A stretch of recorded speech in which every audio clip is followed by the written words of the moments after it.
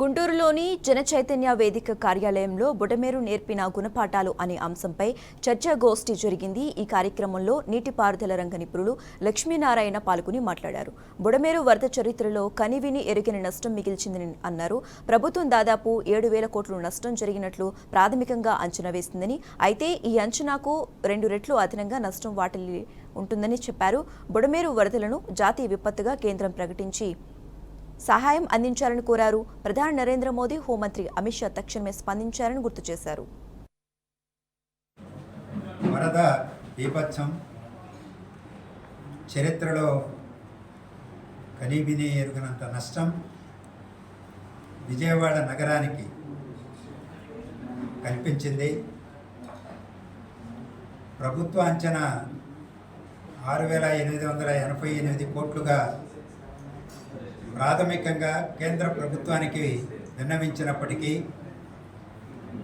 ఆ నష్టం దానికి 2 ఎక్కువగా ఉంటుందనే నేను భావిస్తా ఉన్నాను.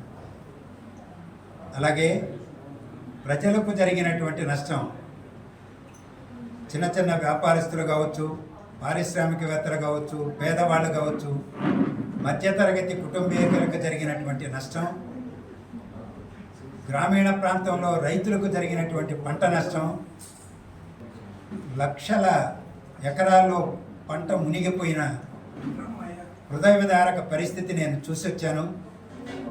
ఆ నష్టాన్ని ఇప్పుడే అంచనా వేయడం కూడా కష్టమే. ఆంధ్రప్రదేశ్ ఆర్థిక ఇబ్బందుల్లో ఉన్నది. గత ప్రభుత్వం యొక్క ఆదాయ వనరులు పరిమితంగా ఉన్నాయి.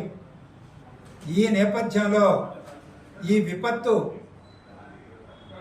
ఒక జాతీయ విపత్తుగా ప్రకటించి కేంద్ర ప్రభుత్వం